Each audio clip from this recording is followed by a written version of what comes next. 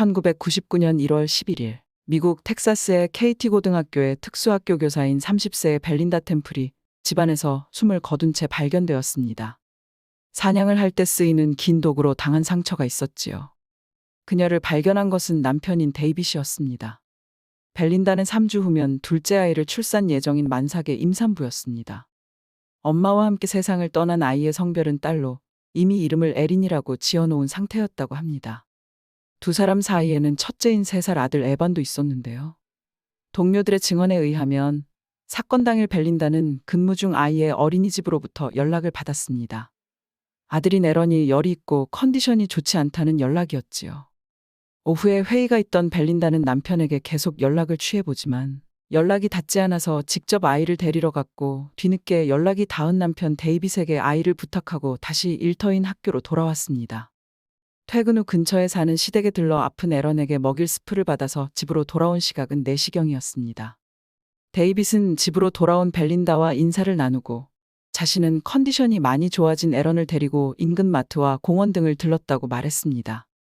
저녁 식사를 위해 집으로 돌아온 데이빗은 집의 뒤쪽에 문이 열려 있고 유리창이 깨져 있는 것을 발견하였습니다. 놀란 데이빗은 가까운 이웃집으로 달려가 상황을 설명하고는 에런을 맡기고 911에 신고를 해달라고 요청하고 집으로 다시 뛰어갑니다. 이웃집에 사는 부인이 911에 신고를 하고 그 집의 남편은 데이빗을 도우러 따라갔지요. 하지만 마당에서 사납게 짖는 이들이 키우는 개 때문에 이웃은 집안까지 데이빗을 따라갈 수 없었습니다. 911의 사건의 2번째 신고가 들어온 것은 이때였지요. 집으로 들어간 데이빗은 안방에 딸린 드레스룸에서 세상을 떠난 벨린다를 발견했습니다. 신고를 받은 경찰과 구급대원이 즉시 집으로 출동했지만 이들 역시 마당에서 짖고 있는 개 때문에 집 안으로 들어갈 수 없었습니다. 데이빗이 나와서 개를 차고에 데려다 놓은 후에야 집으로 진입할 수 있었습니다. 현장의 상황은 끔찍했습니다. 벨린다는 옷과 신발을 그대로 착용한 채였고 장신구도 그대로 착용한 채 엎드린 자세로 발견되었습니다. 벨린다가 쓰러진 자세와 벨린다의 조직이 흩어진 방향으로 보아 침입자는 도구의 앞부분을 무릎을 꿇은 상태의 벨린다의 뒷머리에 바짝 붙인 채 공격을 가한 것으로 보였습니다. 3주 후면 세상에 태어날 수 있었던 아이도 엄마와 함께 그렇게 하늘나라로 떠났습니다. 벨린다와 데이빗은 눈에 띄는 커플이었습니다. 데이빗은 그들 부부가 당시 살고 있던 KT 지역 출신이었습니다.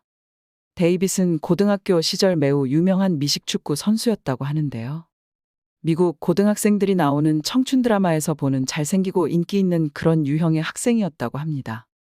항상 학교에서 이쁜 여학생을 사귀는 인기 많은 학생이요. 데이빗은 텍사스주의 나코그도치스 지역에 있는 스테판 F. 오스틴 대학에 진학했는데요. 이곳에서 부인인 벨린다를 만났습니다. 벨린다는 같은 학교에 재학 중인 학생이었지요. 벨린다는 이들의 대학교가 있는 나코그도치스 출신이었는데요. 데이빗의 취향처럼 이쁘고 운동을 좋아하는 밝은 성격의 소유자였습니다. 그들은 1년의 연애 후 결혼을 했고 1995년 에반이 태어난 후 데이빗의 고향인 KT로 이사를 갑니다.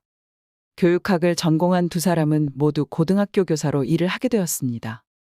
벨린다는 남편인 데이빗의 모교, KT 고등학교에서 특수교육교사로 근무했고 데이빗은 인근의 다른 고등학교에서 미식축구 코치로 일을 시작했습니다. 그들 부부는 에반에게 헌신적이며 잘 지내고 있는 행복한 커플로 보였지만 가까운 지인들의 눈에는 어두운 면들도 보였다고 합니다. 벨린다에게는 쌍둥이 자매가 있었는데요. 벨린다의 사망 직전인 1998년 12월 말, 쌍둥이 자매의 30번째 생일이 있었습니다. 30세라는 숫자도 의미가 있었지만 둘째가 태어나면 더욱 바빠질 수밖에 없었기 때문에 벨린다에게는 이 생일이 중요해 보였지요. 하지만 데이빗은 이때 친구들과 여행을 간다고 함께 지내지 못할 거라 이야기했고 이에 벨린다는 크게 실망했다고 합니다. 그 외에도 만삭의 아내에게 다른 사람들이 있는 데서도 뚱뚱하다고 핀잔을 주는 등 평소 당당하고 밝던 벨린다는 데이빗 앞에서는 작아진 듯한 모습을 보여주었다고 하네요. 그것뿐만이 아니었습니다. 벨린다 사건 이후 데이빗의 비밀이 드러났습니다. 데이빗에게는 헤더라는 동료 교사가 있었는데요. 데이빗과 다른 유부남 코치와의 사이에서 아슬아슬한 삼각관계에 있던 아름다운 미혼 여성이었습니다. 데이빗은 헤더와는 그냥 단순히 즐기는 관계였을 뿐이라며 두 사람의 사이를 가벼운 관계라 주장했습니다.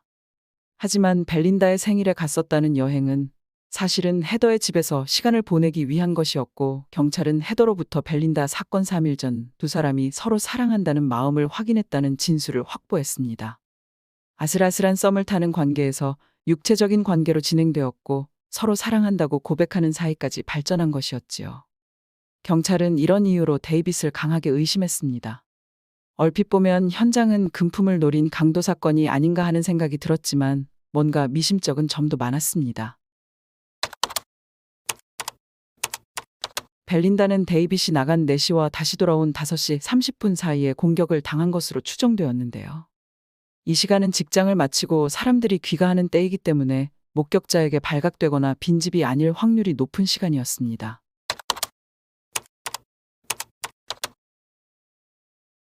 그리고 뒷문을 깨고 문을 열어 침입한 것으로 보였지만 깨진 유리가 떨어진 위치가 좀 이상했습니다. 문이 잠긴 상태에서 유리가 깨졌다면 유리는 바로 문 뒤에 흩어져 있어야 하는데 유리 조각은 문 옆 주위에 많이 흩어져 있었는데요. 이는 잠긴 문 상태에서 유리가 깨진 게 아니라 문이 열린 상태에서 유리가 깨졌음을 의미합니다. 문이 이미 열려 있었다는 것은 상당히 수상한 정황이었습니다. 침입하기 위해 유리를 깬 것으로 보이게 현장을 위장한 것으로 보였지요. 그들의 집에 있는 TV는 TV 선반이 아니라 바닥에 떨어져 있었습니다. 당시의 TV는 브라운관 TV여서 무겁고 부피가 큰데요. 마치 범인이 들고 나가려다 무거워서 그냥 던져놓고 간 것으로 보였지만 콘센트가 여전히 벽면에 연결되어 있었습니다. 상식적으로 TV를 가져가려 했다면 전선은 벽에서 뽑힌 채 있어야 하는데 말이지요. 그 외에도 벨린다는 장신구를 여전히 차고 있었으며 안방 서랍장 위에도 몇몇 장신구들이 그대로 올려져 있었습니다. 사납게 짖고 있는 개 때문에 경찰과 이웃이 처음엔 담장 안으로 들어갈 수조차 없었다는 사실도 의심스러웠습니다. 벨린다가 발견되기 이전에는 당일 그 집에서 개가 사납게 짖는 소리를 들은 이웃이 없었기 때문입니다. 이들 부부가 기르는 개는 외부 사람들이 들어오려 하면 매우 큰 소리로 짖는 편이었다고 합니다. 침입자가 집으로 와서 벨린다를 해쳤다면 개가 짖지 않기는커녕 거세게 짖는 개 때문에 집으로 침입할 수조차 없었을 것이라는 이야기였지요. 이에 대해 데이빗은 차고에 개가 있었고 자신이 들어갈 때야 밖으로 나왔기 때문에 침입자가 들어왔을 때에는 개가 짖지 않았을 것이라 주장했지요. 하지만 이런 수상스러운 점만 있는 것이 아니었습니다. 반대로 데이빗이 범인이 아닐 것이라는 정황도 충분했습니다.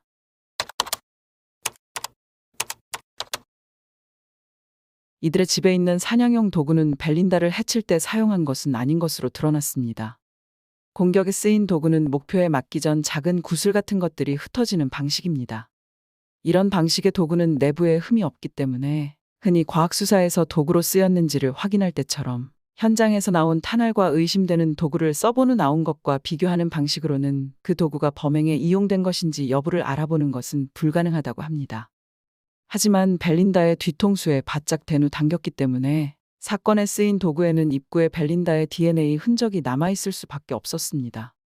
하지만 집에서 발견된 데이빗이 갖고 있던 도구들은 검사 결과 모두 깨끗했습니다. 데이빗 가족이 소유한 부동산과 인근 지역의 호수 밑바닥까지 살펴보는 등 버려졌을지 모르는 도구를 찾기 위해 광범위한 수색이 벌어졌지만 찾는 데는 실패했습니다.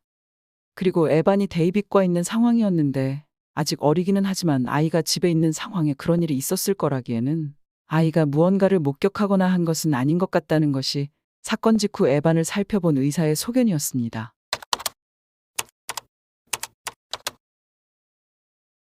사건 현장을 목격한 사람은 없었지만 방과 후 집에서 TV에서 방영하는 영화를 보다가 무언가 터지는 것 같은 소리를 들었다는 사명제가 있었는데요.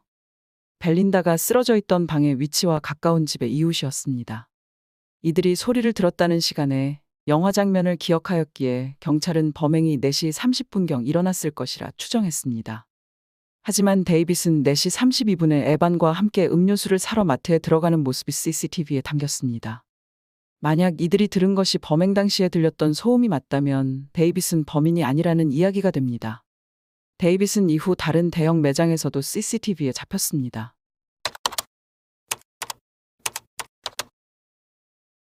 사실 용의자는 데이빗뿐만이 아니었습니다. 옆집에는 벨린다가 근무하는 고등학교에 다니는 조 샌더스라는 학생이 있었는데요. 친구들과 어울리며 자주 수업을 빼먹었고 부모님이 집에 없을 때 시끄러운 파티를 열고 파티 후 나온 쓰레기를 벨린다의 마당에 버리는 등의 행동으로 벨린다와 갈등이 있던 아이였습니다. 벨린다가 학교에서의 수업을 빼먹고 난다는 이야기를 부모에게 말했기 때문에 자동차를 못 쓰게 되는 벌을 받은 적이 있었습니다. 이것 때문에 혹시 그가 벨린다에게 앙심을 품고 사건을 벌였을지 모른다 의심이 되었지만 조샌더스를 범행과 연결지을 뚜렷한 증거 또한 없었습니다. 두 명의 용의자가 있었지만 아무도 기소되지는 않은 채 시간은 흘러갔습니다. 벨린다의 사건이 일어난 지 갓 한 달이 넘은 시점에 데이빗은 헤더에게 발렌타인데이 선물을 보냈고 급기야 이들은 2년 후인 2001년 결혼을 하였습니다. 아직 어려서 엄마에 대한 기억이 희미해져 가던 에바는 데이빗과 헤더의 손에서 자라게 되었고 벨린다의 부모님은 자식을 잃은 것으로도 모자라 외손자를 볼 수도 없었다고 합니다. 그들은 여전히 데이빗을 의심하고 있었습니다. 사건이 반전을 맞게 된 것은 3년이 지난 2002년이었습니다. 캘리포니아주에서 출산을 목전에 둔 임산부 라시 피터슨이 실종되었다가 세상을 떠난 채 발견되었는데요. 남편인 스카 피터슨이 실종된 아내를 찾는 방송에도 적극적으로 얼굴을 드러냈지만 알고 보니 불륜 때문에 아내를 해친 것으로 드러나 미국 내에서 큰 공분을 샀던 사건이었습니다. 이 사건으로 3년 전의 벨린다 사건은 다시 대중들에게 알려지게 되었습니다. 경찰 검사에서는 사건 당일 데이빗이 입고 있던 옷에서 도구 발사 후 남은 화학잔여물의 흔적이 발견되지 않았었습니다. 그 이후 데이빗의 옷은 FBI의 연구실로 보내졌는데요. 사건 후 수년이 지난 시점에서 FBI로부터 받은 결과는 경찰 조사 결과 때와 달랐습니다. 데이빗의 옷에서 화학잔여물의 흔적이 발견되었다는 결과가 나왔습니다. 결국 이 결과서 때문에 사건 4년 만인 2004년 데이빗은 체포되었습니다. 법정 공방은 치열했습니다. 이전에선 화학잔여물이 안 나왔다가 4년이 지난 시점에서 발견되었다는 점. 옆집에 사는 또 다른 용의자 조샌더스의 존재. 바람을 피며 벨린다를 기만한 것은 사실이지만 그것만으로 살인자라고 보는 것은 말도 안 된다는 변호사의 주장이 펼쳐졌지요. 그리고 FBI 연구실의 환기구는 사격장과 연결되어 있기 때문에 사격연습실에서의 발생한 화학잔여물이 환기구를 통해 연구소에 흘러갈 수도 있다는 가능성도 제기되었습니다. 데이빗은 잔여물 증거 때문에 체포되었고 재판을 받게 되긴 했지만 환기구 문제에 대한 주장이 받아들여져서 재판에서 잔여물에 관한 보고서는 증거로 쓸 수 없었다고 합니다. 데이빗을 기소한 검찰의 주장은 이웃집 소년들이 들었다는 4시 30분경이 범행 시간이 아니라는 것이었습니다. 검찰은 벨린다가 집으로 돌아온 직후에 사건이 발생했다 주장했습니다. 당시 만삭이어 발이 많이 부어있던 벨린다는 집에 오자마자 신발을 벗곤 했는데 신발을 신고 있는 채 발견되었는데 이는 돌아온 후 신발을 채벗기도 전에 변을 당했을 것이라는 주장이었습니다. 침실이 있는 2층 계단에 벨린다의 열쇠가 떨어져 있었는데요. 검찰의 주장은 문을 열자마자 열쇠를 원래 두던 곳에 두기 전에 위협을 당하여 침실로 올라가다 열쇠를 계단 중간에 떨어뜨렸다는 것이었지요. 데이빗은 원래 벨린다가 열쇠를 올라가는 계단 중간에 놓는다고 이야기했습니다. 하지만 벨린다를 아는 친구들과 다른 사람의 주장은 달랐지요. 지갑을 두는 곳에 지갑과 열쇠를 같이 올려놓았다고 이야기했습니다. 상식적으로 안전 때문이라도 계단에 열쇠를 둔다는 것은 이해가 되지 않는데요. 심지어 3살 아이도 오르락 내리락하는 계단에 열쇠를 둔다는 것은 더 이해가 안 되는 상황이긴 합니다. 데이빗은 교통체증 때문에 시간이 걸렸다고 했으나 첫 번째 마트의 CCTV와 두 번째 마트의 CCTV 사이에는 이동거리를 감안한다고 해도 약 20여 분간의 공백이 있었습니다. 검찰은 이 시간 동안 도구를 어딘가에 버렸을 거라는 주장이었지요. 실제 이 시간 동안 데이빗을 보았다는 사람이 있었는데요. 이 사람이 데이빗의 차를 본 거리는 첫 번째 마트에서 두 번째 마트 가는 길이 아닌 다른 곳이었다고 합니다. 데이빗은 목격자가 착각한 것이라는 주장을 했지만 결국 데이빗은 유죄 판결을 받고 종신형을 선고받았습니다. 데이빗이 감옥에 있는 동안 에바는 헤더가 돌보았다고 합니다. 유죄 판결 5년 후 데이빗의 변호사에게 한 남자가 찾아옵니다. 그는 벨린다의 옆집에 살던 또 다른 용의자인 조샌더스의 친구였는데요. 억울한 사람이 옥살이를 하고 있다면서 자신이 들은 이야기를 전달합니다. 벨린다 사건이 벌어진 지 며칠 후에 조샌더스의 집에서 화장실에 다녀오다가 다른 친구들에게 자랑삼아 하는 이야기를 우연히 듣게 되었다는데요.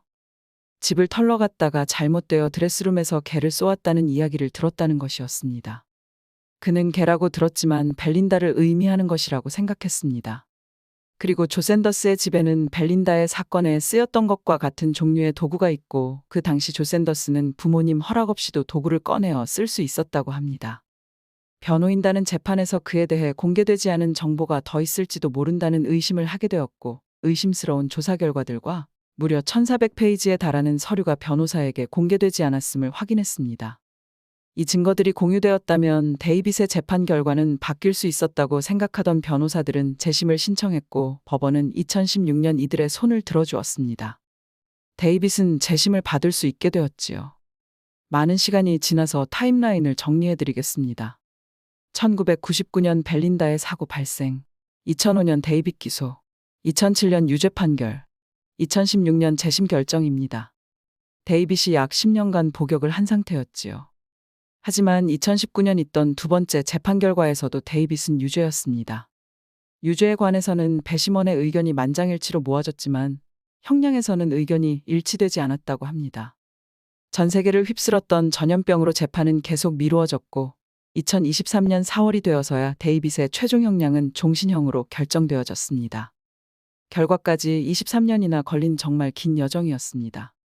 친모가 사망했던 당시 3살 아기 에런은 이제 성인이 되어 자기의 아이가 있다고 하네요. 그는 아빠의 결백을 믿고 있다고 법정에서 밝혔습니다. 데이빗이 재판을 기다리는 동안 헤더는 데이빗과 이혼하였는데요. 미국에서는 신뢰관계를 기반으로 한 관계에서는 법정에서도 비밀을 지킬 수 있는 권리가 주어지는데요. 이에 따라 배우자는 재판에서 남편이나 부인에게 불리한 증언을 거부할 수 있습니다. 한때 헤더가 이혼 신청한 후 재판에서 데이빗에 관한 불리한 증언을 하려는 것이 아니냐는 기대가 있었지만 두 번째 재판에서도 데이빗에 대한 불리한 증언은 없었다고 합니다. 오늘은 출산을 얼마 안 앞둔 상황에서 불행한 사고로 세상을 떠난 벨린다 템플의 가슴 아픈 사연에 대해 소개해드렸습니다. 개인적으로 사건의 진실이 과연 무엇인지 궁금해졌던 사건입니다. 이상 해외 사건 스토리텔러 한나였습니다. 구독과 좋아요, 댓글 등은 영상을 만드는 저에게 힘이 됩니다. 많은 관심 부탁드립니다. 그럼 다음 사건 때까지 안녕히 계세요.